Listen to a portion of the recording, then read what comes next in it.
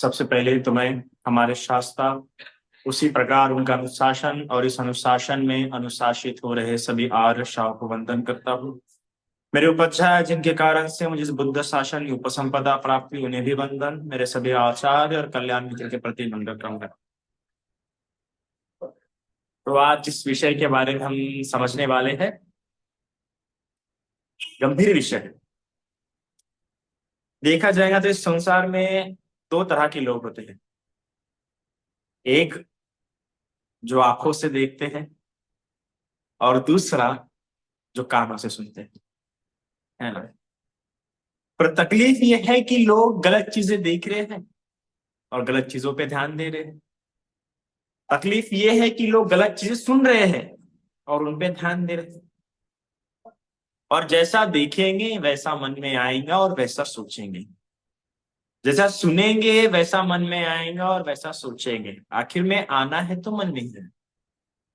इसलिए बुद्ध कहते हैं कि मनो कुब्बंगमा धम्मा मनो सेठा मनोमय, कि मन की प्राधान्यता होती है।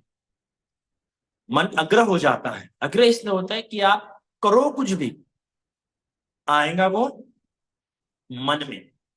इसलिए भगवान हमेशा मन को संयमित कैसा रखा जाए, उस पे भगवान ने हमेशा अपनी शिक्षा बताई है। अब ऐसा नहीं बोल सकते आप कि हम तो मन को कंट्रोल कर लेंगे, तो भाई जो देखना है वो देख लो, जो सुनना है वो सुन लो। ऐसा नहीं। भगवान बताते धम्म पद में भी कि चक्षु ना सवरो साधु साधु सोते न सवरो, कि ऐसा ही कि अगर आप अपने मन को नियंत्रित करना चाहते हो तो सबसे पहले आपको अपने इंद्रियों को संयमित करना आवश्यक है। इंद्रियों को संयम में लाना आवश्यक है। पता आज की समस्या ऐसी है कि लोगों को पता है नहीं कि कहाँ आके झुकानी है और कहाँ आके खोल के देखना है ना। समय ऐसा है कि व्यक्ति को जो प्रिय लग रहा है, जो अच्छा लग रहा है, जो दर्शनीय लग रहा है, जो प्रियकर लग रहा है, जो मनाप लग रहा है, उसको व्यक्ति देखना चाहता है ना। कुछ लड़का दिखे, अरे वाह कितना सुंदर है। कुछ लड़की दिखे, अरे वाह कितनी सुंदर है ना। देखना चाहता है, मन उधर घुमाना चाहता है। अब देखना चाहता है तो और वैसे विचार उत्पन्न होंगे, तृष्णा उत्पन्न होंगी, और जितने बार उस वस्तु को, उस व्यक्ति को, उसे देखने का मन करेगा उस व्यक्ति को, उतनी उसकी आसक्ति उसमें बढ़ते जाएगी। हाल ही में मैं डिटैचमेंट पे बोलने के लिए बोला गया था, तो मैंने उसमें समझाया था कि डिटैच वो व्यक्ति कभी नहीं हो सकता जो व्यक्ति उस चीज के बारे में बार बार सोचता है, जो व्यक्ति उस चीज को बार बार मन में लाता है ना। तो इसलिए अगर आपको डिटैचमेंट की प्रैक्टिस भी करनी है तो सबसे पहले आपको अपने संयम लाना होगा। संयम किन बातों में? तो देखा जाएगा तो 5 इंद्रियां है, आंख, कान, नाक, जीभ और त्वचा। पर उसमें भी सबसे ज्यादा अगर किसी चीज पर संयम लाना है तो आंख और। जिस व्यक्ति ने इन 2 चीजों पे संयम ला लिया उस व्यक्ति के जीवन में दुख ज्यादा नहीं होता है ना। वो कहते हैं ना, कुछ तो लोग कहेंगे, ऐसा मानता ही नहीं। सिर्फ लोग यहां तक ये मानते हैं कि कुछ तो लोग कहेंगे, आगे की लोग कोई नहीं मानता कि लोगों का काम है कहना। हम भूल जाते नहीं, लोग कह रहे हैं ना, लोग ऐसा ऐसा कहते हैं, भंते जी लोग क्या कहेंगे, ये क्या कहेंगे, वो क्या कहेंगे। ऐसा व्यक्ति तो जल्द ही धर्म में पुण्य भी अच्छे नहीं कर पाता। वो पुण्य बड़े सोच सोच के करता है, पुण्य बड़े छुप छुप के करता है ना। अब ये व्यक्ति की एक बात होती है कि जो सोचता नहीं कि लोग जो कह रहे हैं छोड़ो, हमें ज्यादा सोचने की जरूरत नहीं है, तो ये व्यक्ति से टोक पे खेलता है। एक तो बहुत तरक्की आसानी से हो जाएगी, नहीं तो बहुत अवनीति हो जाएगी। पर इसमें पोटेंशियल होता है कि वो ज्यादा आसानी से तरक्की कर सकता है।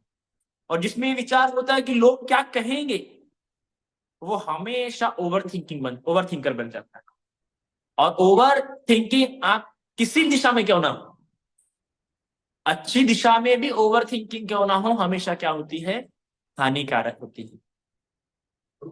और उसी प्रकार चीजें कितने भी अच्छे क्यों ना हो, ज्यादा देर तक देखोगे तो उसमें भी दोष दिखना क्या हो जाते हैं, ज्यादा कुछ भी अच्छा नहीं होता है। इसलिए बुद्ध कहते हैं कि मध्यम पटी बचा, आपको क्या रखना है? अपने आप को मध्यम मार्ग पे लाना है। अगर आप सोचते रहोगे, देखते रहोगे, सुनते रहोगे ज्यादा कुछ बातें, धर्म के अलावा, धर्म के अलावा, क्योंकि धर्म आपको बताता है कैसे सोचना है, धर्म आपको बताता है कि क्या सोचने से, धर्म को सुनना आवश्यक है, इसे धर्म को देखना आवश्यक है, क्योंकि बाकी बातें बताएंगे नहीं क्या सोचना है।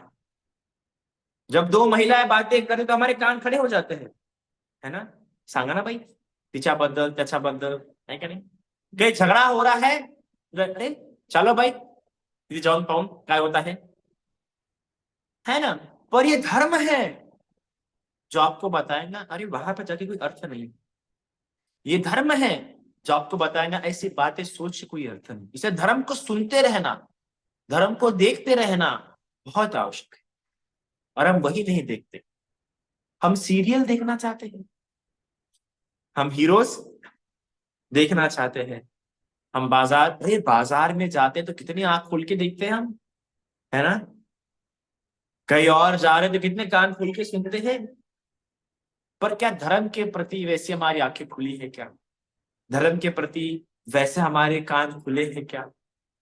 जिसके धर्म के प्रति आंखें खुली है, जिसके धर्म के प्रति कान खुले हैं, वो कहीं भी जा सकता है। इसलिए जब हम भिन्न भिन्न उपासकों से मिलते हैं तो हम देखते हैं कि इतने दूर दूर से लोग मिलने के लिए आ जाते हैं। आप पूछिए, आप नहीं ज्ञान ज्योति भंसी के उपासक कहाँ भी रहे, भारत के किसी कोने में भी क्यों ना रहे, उनके उपासक उनको दान देने के लिए चले ही जाते हैं। बस उनको खबर मिलने को होना कि बाबा ज्ञान ज्योति भंते जी आए, तो ये होती है। पर ये धर्म के प्रति उनकी आंखें खुली नहीं है, ये उनकी आसक्ति के प्रति आंखें खुली। आंखें खुली किसके प्रति होनी चाहिए? धर्म के प्रति। वो गुण देखो कितना सुंदर है। अब वो बात है कि भंते ज्ञान ज्योति का वैसा काम है, उनका गौरव ऐसा। अगर आप उनकी कहानियां सुनेंगे तो पता लगेगा कितना परिश्रम किया भंते ज्ञान ज्योति ने, कितना तप किया भंते ज्ञान ज्योति, गांव गांव किस प्रकार से घूमे, कभी सुनिएगा। आप लोगों के मन में आना चाहिए भंते लोगों की कहानियां सुनने के लिए। मुझे बड़ा अच्छा होता है जब किसी भंते के पास जाता हूं तो उनकी कहानियां सुनने में बड़ा आनंद आता है, उनके परिश्रम सुनने में बड़ा आनंद आता है, क्योंकि वो भी धर्म है। विष्णु का जीवन भी क्या होता है? क्योंकि वो टिका हुआ है।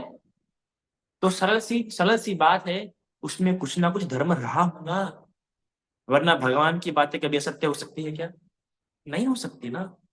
भगवान अगर वो कहीं एक जगह पे लंबे समय से टिका है, संघ में टिका हुआ है, संघ में उसका आदर होता है, संघ में लोग उसे मानते हैं, एक जगह पे टिका हुआ है, तो इसका मतलब धर्म की कुछ ना कुछ विशेषता है उसमें, क्योंकि भगवान की शिक्षा है ना। क्या कहते हैं भगवान की शिक्षा?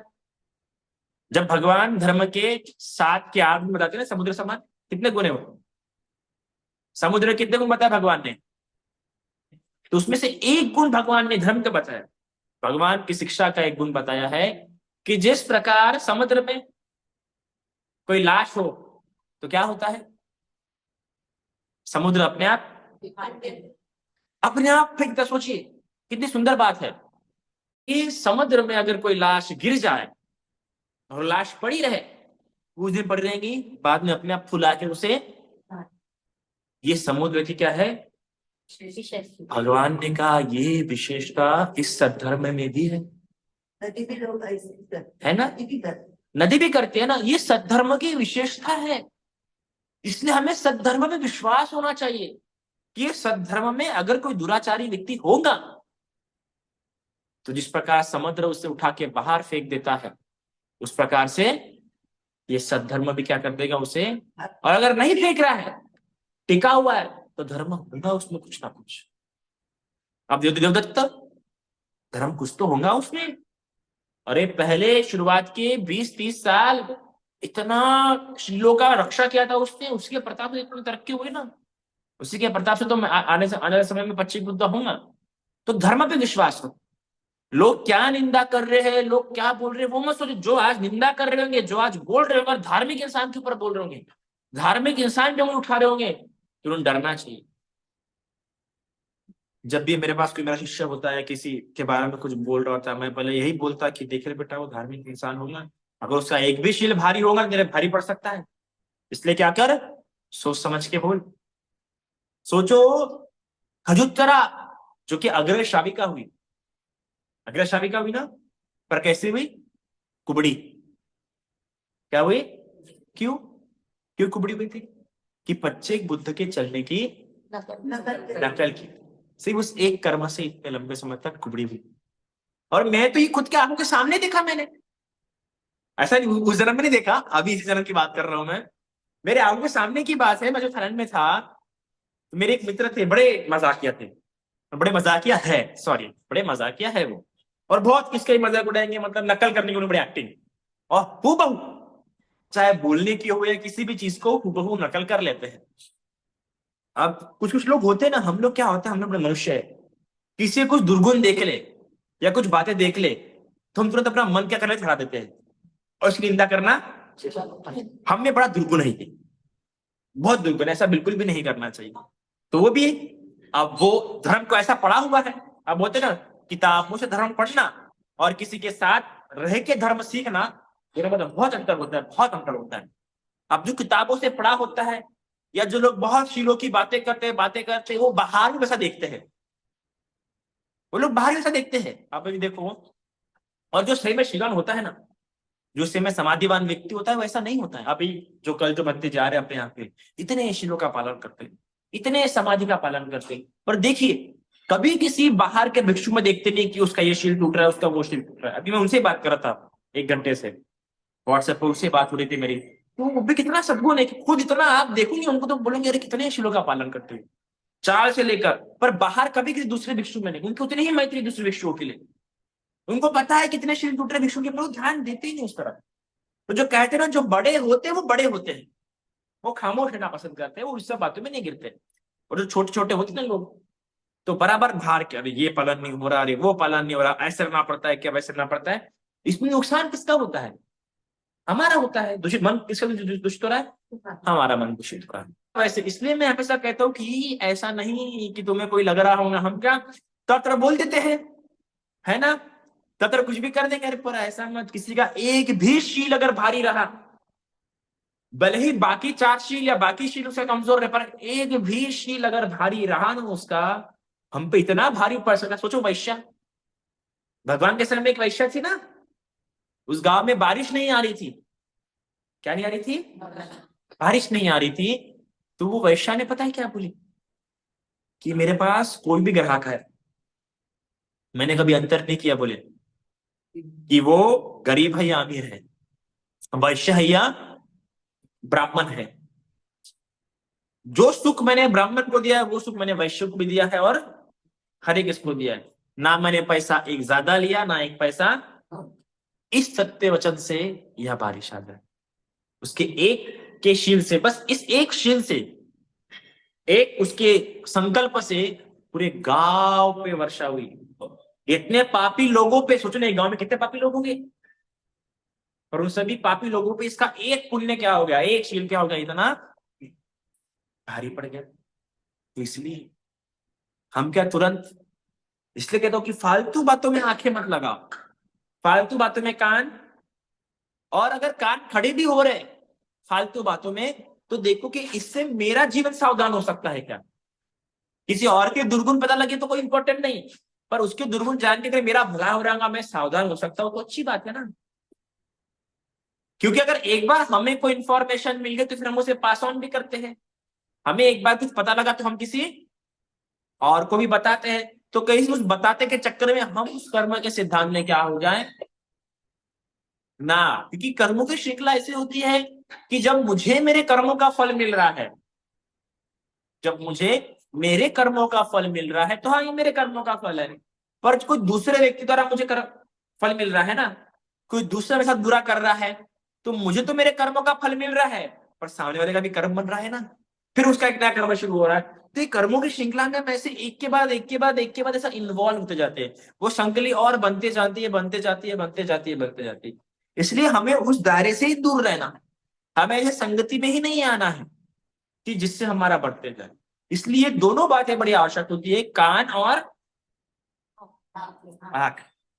जिसने इन दोनों बातों को संभाला, मैं इस परिसर में, इस इलाके में 9 सालों से हूँ, है ना, 9 साल से हूँ, पर मुझे पास के उसके किसी बंदे के बारे में ज्यादा कुछ पता नहीं।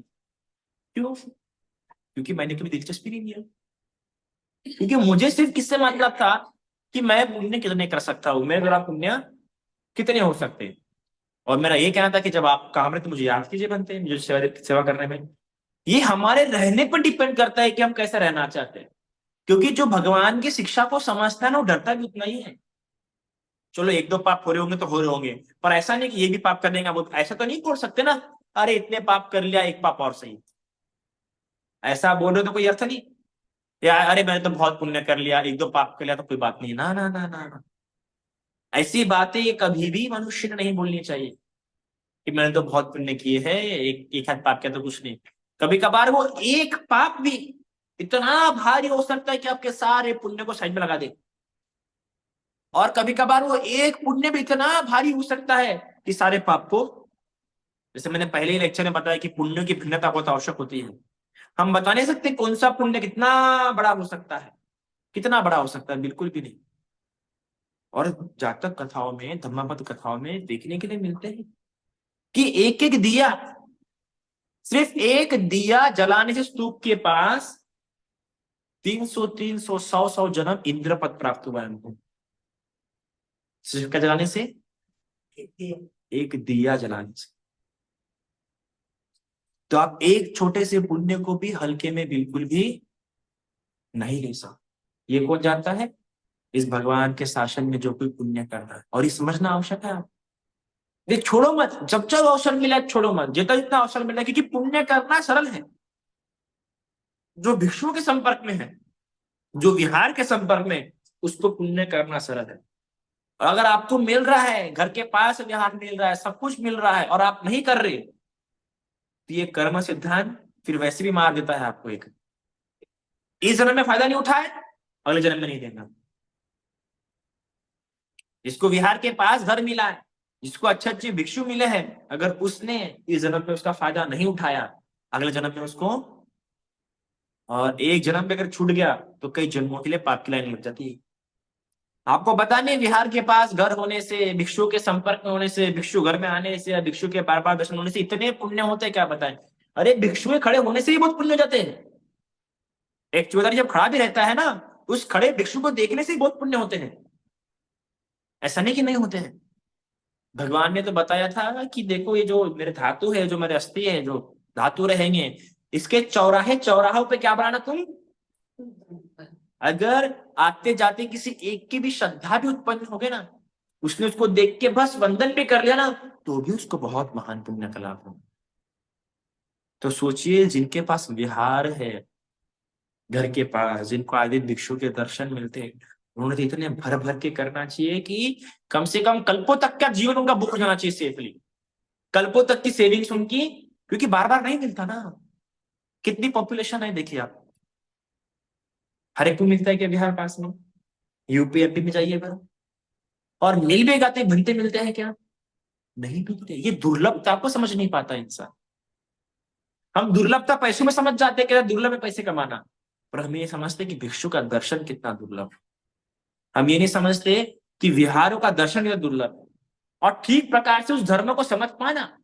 अब 9 सालों से आप लोग यहाँ पे, कितने साल लोग है ना, समझता क्या पत्तीदान, समझता पहले हमको, क्या कब नहीं पत्तीदान नहीं किया।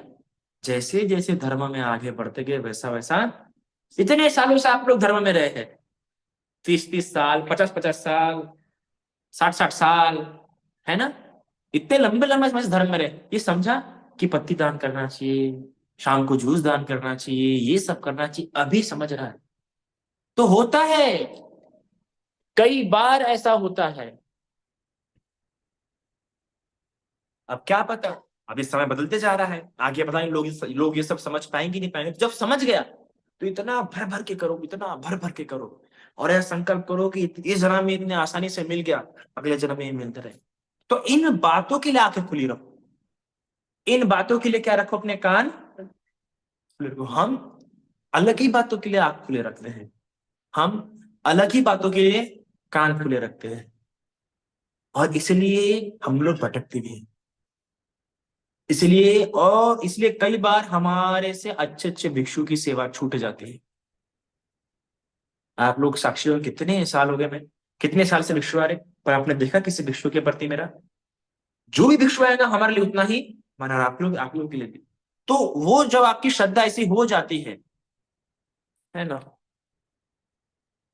ऐसे तो एक कॉल नहीं आते, ऐसे बहुत कॉल आ रहे हैं।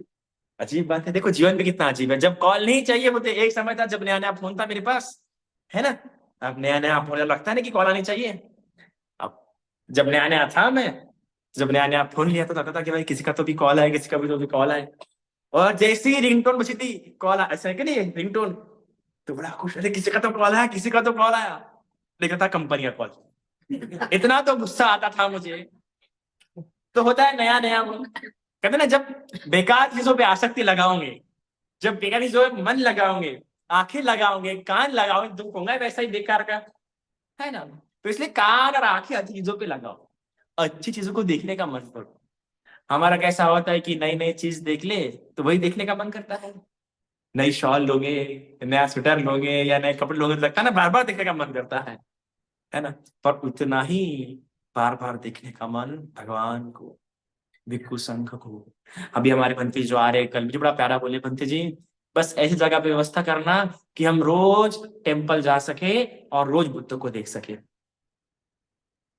घर में भी देख सकते हैं बुद्ध को अपन, पर देखो पंथी जी कितना प्यारा बोले, क्या श्रद्धा, कि बोलते कि बंदी जी रोज मैं टेम्पल जा सकूं, बोले मतलब जो बंदी जी से बात कर रहा था मैं, कि रोज मैं टेम्पल जा सकूं, रोज मैं बुद्ध को देख सकूं। ये होती है श्रद्धा। और ये नहीं है तो हमें बस ये बनानी चाहिए कि मैं रोज दिन में एक बार तो भी विहार जाके इस बुद्ध की मूर्ति को देख, बैठे रहो। और रोज तो भी आपके पास वो 108 नाम की सूची है ना, 108 नाम की सूची है। अरे एक नाम लेके ही बैठ जाओ और देखो 5 मिनट को, करे ये भगवान हमारे अनंत है, हमारे भगवान विद्याचरण वीर है, हमारे भगवान सुगत नायक है, हमारे भगवान अंतर्मुनि। एक गुण लेके बैठ जाया करो सुबह सुबह भगवान की मूर्ति के आगे, कितना ही आनंद हो, कितना रहेगा कि मैं बुद्ध को देख रही हूँ, इतनी बड़ी मूर्ति, इतनी सुंदर मूर्ति है, देखो कितनी अच्छी मूर्ति है। सारी पीठ बनते जी, मोगलान बनते जी, बैठ जाओ देख के, उतना ही मनन करो, है ना। कि नए नए बेटे को देखते हो कितना बोलते हो, माँ माँ लड़का चो मुलगा माँ सोना। तसच भगवान हमारे, ये भावना चाहिए भगवान तो हमारे ही है ना, क्योंकि वो हमारे लिए करुणा रख के तो इतना पारमिता पूरी की है। तो उनके लिए आंखें खुली रहो कि देखो तो भगवान को देखो, कि देखो तो भगवान के संग को देखो। और वो मत बोलो संग नहीं, ये भगवान का संग है। ऐसा गौरव होना चाहिए मनुष्य को कि ये हमारे भगवान है और हमारे भगवान का संग है। और जीवन में यही हो कि मृत्यु भी जब प्राप्त हो तो संग का दर्शन हो जाए, शिवर का दर्शन हो जाए। और इतनी श्रद्धा हो, इतनी श्रद्धा हो, इतनी तरह डेवलप कर लो कि मरते समय भी होश ना हो, बस शिवर का रंग दिख जाए, अरे रे रे रे रे रे। ऐसा लगे कि जीवन सारा सफल हो। इसी तो मरते में जाते ना हम लोग चैंटिंग करने के लिए। क्यों जाते चैंटिंग करने के लिए? जब मृत्यु के बहुत पास होता है तो भगवान के समय से, अभी से नहीं है, तो भगवान के समय से जब भी कोई मरने का समय पास आया तो भगवान ने बेइज्जती की, जाओ वहां पे चैंटिंग करके आओ। तो क्यों? कि जिसकी कम से कम इतनी तो भी श्रद्धा होगी चीवर को लेके, इतनी तो भी आंखें खुल जाएंगी वो चीवर को देख सके, उस रंग को पहचान सके, उस पुण्य मात्र से भी उसकी क्या हो सकती है, सुगति हो सकती है। अगर इतना होश होगा कि वचन सुन रहे हैं और गौरव हो रहा हो मेरी भगवान की वाणी। आप धम्मिक उपासक देखो, जब धम्मिक उपासक मरने के करीब आया तो उसके देखो बच्चे भी कितने संस्कारी, कि भिक्खु संघ को बुलाया कि बच्चे आप चैंटिंग करो। अपना मत्था कुंडली बिस्तर पे लेटा हुआ था भगवान गए, वो भगवान सुन भी नहीं पाया, भगवान को भी देखा भी नहीं उसने, और हिल भी ज्यादा पा नहीं रहा था, बस भगवान के चिवर को देख लिया। इतनी श्रद्धा उत्पन्न की, जीवन पर उसने पुण्य नहीं किया, और फिर भी मरने के बाद क्या हुआ, देवलोक में उत्पन्न, मत्था कुंडली की। उसके पिता को हैरानी हुई कि जब वो मरता है ना, और मरने के बाद पिता रो रहा था कि बेटा गया इकलौता बेटा गया। फिर वो देखता, जब जिंदा था तब मेरे पिता क्या थे, कंजूस थे, तब जान पे ध्यान दिया नहीं, अब मर गया तो क्या, कैसे लोग हैं, इतना कॉल कर रहे हैं। सो जब जिंदा था तब तो कुछ किया नहीं, अब मरने के बाद रो रहा है। देवलोक से देखा, अभी देवलोक में होता है इतना प्रताप कि आप लोग कम से कम अपना एक जन्म देख सकते हो, तो देख लिया। अब देखने के बाद वो आता है नीचे और कहता है क्या पिताश्री, आपने जब था तब किया नहीं, अब कम से कम आपके कल्याण के लिए ही आप जाइए, भगवान और बुद्ध प्रमुख संघ को आमंत्रित कीजिए, आप उन्हें क्या दीजिए, भोजनान दीजिए। वो पूछता रहे तुम कौन हो, तो कहते हैं मैं आपका ही बेटा हूं। तो बोलते हैं ऐसे कैसे तुम देवलोक में उत्पन्न हो गए, तुमने जीवन भर कुछ पुण्य नहीं किया, तुमने जीवन भर कुछ पुण्य नहीं किया और तुम ऐसे कैसे देवलोक में उत्पन्न हो गए। तो बताता है कि मुझे तो भगवान के प्रति श्रद्धा उत्पन्न हो गई थी, उन्हें काशा वस्त्र देखते बराबर, ये होनी चाहिए कि काशा वस्त्र देखते बराबर, क्योंकि काशा वस्त्र क्या है, अनंत ध्वज है, तो इसके प्रति वैसा गौरव आपका होना चाहिए। अगर वैसा गौरव नहीं होगा तो क्या होगा, नरक जाओगे, गौरव नहीं होगा तो।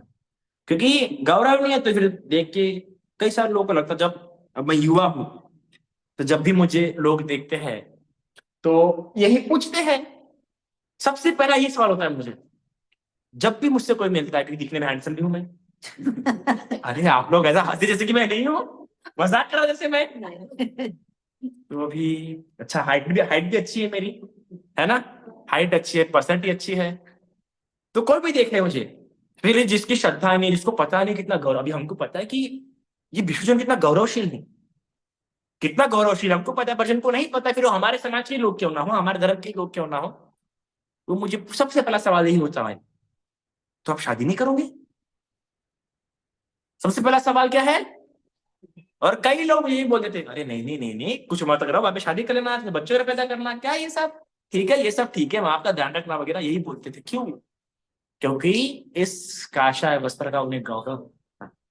इस काषाय वस्त्र का उन्हें मूल्य नहीं पता, पता नहीं कितना सौभाग्यशाली है ये जीवन, कितना सुंदर है ये जीवन, इसलिए पता होना, वरना आप भी किसी को किसी जन्म में कहे बैठोगे अरे काय को जीवन लिया, लेना घड़ा वापस आ जाएगा नहीं, तो ऐसा बहुत बड़ा पाप होता है। आपको पता है क्या, एक एक जन ने किया था, चीवर के लोग से उसको मोटिवेट करा था, छोड़ देना, बोले चीवर क्या रखा है, बोले चीवर में, एक ने मोटिवेट किया था एक जन को, छोड़ दे, बोले चीवर क्या रखा है, बोले चीवर में। तो उस पाप कर्म के, सिर्फ इस एक पाप कर्म को छुड़ाने, उसे छुड़ाने था चीवर, जिसको बड़ा था ना उसे छुड़ा नहीं, पर पाप तो किया, बोलने तो पाप कर्म कर लिया, वाणी का पाप कर्म कर लिया, तो सिर्फ इस एक पाप कर्म के प्रताप से अगले जन्म में जिसने मोटिवेट किया था ना कि चीवर छोड़ दे, उसको हमेशा आत्महत्या करने के विचार आते थे, हमेशा आत्महत्या करने के, वो रह ही नहीं पाता था, सुख से बिल्कुल भी रह नहीं पाता था, तो कई बार उसने आत्महत्या करने का प्रयास किया, है ना, कभी ब्लेड रखने, कभी चाकू रखने का प्रयास किया गर्दन पे, तो कभी सांप मिला ना, एक बार से बिहार में सांप मिला तो पात्र में भर दिया, एक जने पकड़ लिया सांप, तो बोलता है कि तुम मत फेंको, मैं फेंक था सांप, तो फेंक जाता था सांप, तो खुद हाथ डालता है कि सांप मुझे काटेगा तो, पर नहीं मार रहा था, मौत भी नहीं आ रही थी, बस सिर्फ मरने के विचार, सरल थॉट्स, सरल थॉट्स। तो इसलिए बड़े शब्द ही बड़े संभाल के इस्तेमाल करो, अगर आप भी किसी शब्द से किसी गलत चीज का मोटिवेशन मिल गया इंसान को तो क्या होगा, मामूली बात नहीं होते, सुसाइडल थॉट्स आना मामूली होते क्या। इसलिए बड़ा इतनी ना डरते हैं आप, ये उपासक देखो, आप थाईलैंड के उपासक क्यों डरते इतना, श्रीलंका के उपासक क्यों डरते इतना, क्योंकि उनको सब पढ़ा है, उनको ये सब पता है, उन्होंने देखा है। हम लोग क्या गलती करते हैं, जब हम किसी के जीवन में दुख देखते हैं तो हम कर्म सिद्धांत के हिसाब से नहीं देखते, हम बोलते हैं बेस झाला क्या जो व्यक्ति कर्म सिद्धांत के हिसाब से देखेगा ना, वो व्यक्ति सही में समझेगा कि मैंने देखा अपने जीवन में कर्म सिद्धांत के हिसाब से। मुझे आज भी याद है जिस दरवाजे पे मुझे खड़ा रखा गया था, उसी दरवाजे पे उस इंसान की डेथ हुई 1 साल के अंदर में, क्योंकि मेरा मन बहुत दुखा था उस दरवाजे पे। मैं ये नहीं बोल रहा कि मेरी इच्छा थी, ऐसा कुछ मेरा मन नहीं था, पर ये भी जो समझा रहा हूँ समझ रहा हूँ। तो इसलिए कभी भिक्षु में से दरवाजे भी खड़े मत रखो, किसी का मन दुख गया तो। आप देखो ना, पेड़ को तो विमान मत्थु में कितना गौरव के साथ लोग बुलाते थे अंदर में, उस गौरव से, सिर्फ आप गौरव से बुलाते ना किसी को कि हाँ या बसा बसा, उससे भी बहुत पुण्य है। मैंने बहुत देखा अपने आंखों के सामने कर्म सिद्धांत का। एक इंसान को मैंने बोला था, एक लड़के को बोला था मैंने, कि मैंने बोला देख, उसने मेरा बहुत मन दुखाया था, मैंने बोला था कि देख एक समय ऐसा आएगा कि तेरे इर्द गिर्द सभी लोग होंगे पर तेरी कोई हेल्प नहीं कर पाएंगे, और वैसा हुआ। लिटिल और लड़का ही मानता है कि हाँ बंती जी, आपने कहा था मुझे, वार्न किया था मुझे, इसलिए हम बता नहीं सकते। हम तो जोश जोश में कुछ भी कर लेते हैं। जोश जोश में कुछ करना नहीं चाहिए। आंखें खुली रख के और कान खड़े रख के क्या करो, काम करो। इसलिए पता है आपको, थाने में क्या करते हैं लोग, मोस्ट ऑफ लोग भिक्षु से एक दूरी बना रखते हैं, है ना? क्यों? उनको बोलेंगे नहीं तो कर्म ही नहीं होंगे, पाप कर्म, है ना? सबसे बेस्ट वो से अपना पुण्य करने की सोचते हैं और धर्म सुनने की सोचते हैं। ये होना चाहिए। और इसी तरफ कान झुके होने चाहिए, इसी तरफ आप झुके होने चाहिए। आज से जब पहले 8 साल पहले जब मैं बिहार में रहता, बिहार में, तो वहां के लोग बड़े अजीब थे। भंते ने बाहर पैर रखा बिहार के तो सभी लोग घूर घूर के देखते थे कि भाई कहाँ जा रहे भंते जी। कोई भंते से मिलने आया तो सब लोग देते थे, कौन आया? तो देखो गलत तरीके से, है ना? इन सब बातों में नहीं है घर मन घुमाना चाहिए, क्योंकि इससे क्या होता है, हमारा मन क्या होता है, हमने सोचना चाहिए कि मैं कैसे भद्दे से मिलने जा सकता हूँ, मैं क्या सवाल पूछने जा सकता हूँ, मैं क्या देखने जा सकता हूँ, ये होना चाहिए। अभी नए साल में आप लोगों का संकल्प होना चाहिए। क्या क्या संकल्प होनी चाहिए नए साल में? कि मैं रोज भगवान की मूर्ति देखूंगा बिहार में जाके। जिनके बिहार पास में नहीं है वो हफ्ते में एक बार तो भी बैठूंगा। मैं हफ्ते में एक बार तो भी क्या दूंगा, भोजन दान दूंगा, है ना? मैं रोज बुद्धानुसति, धम्मानुसति, संघानुसति के लिए समय निकालूं। और अच्छे से एक एक, अरे एक नाम भी अगर आपने जो स्मरण कर लिया ना, वो बड़ी बात है। मेरे 3 लेक्चर अवेलेबल है, सुनना कभी अच्छे से। एक तो अनुत्तरो, दूसरा लोक विदु। ये सुनो, एक शब्द भी स्मरण करोगे ना, अरे अरे अरे, अद्भुत है। पर विजुअलाइज करना जरूरी क्यों लोक विदु है, विजुअलाइज करना जरूरी है क्यों अनुत्तरो है। इन बातों के लिए अपने आंखें खुले रखो, इन बातों के लिए अपने कान खुले रखो कि क्या सुनने मिलेगा, क्या देखने मिलेगा इस काशा वस्त्रधारी जीवन में। तो बड़ा मंगल होगा। तो ये दो ही लोग हैं और ये दो बातों से आपका कल्याण हो सकता है, बाकी और किसी बातों से नहीं, क्योंकि ये सब मन में आने वाला है। तो जितना ज्यादा सुनोगे, जितना ज्यादा देखोगे, वैसा मन से कार्य होगा और मुक्ति का रास्ता आपके लिए मिलना है। इतना आज के लिए काफी है। साथ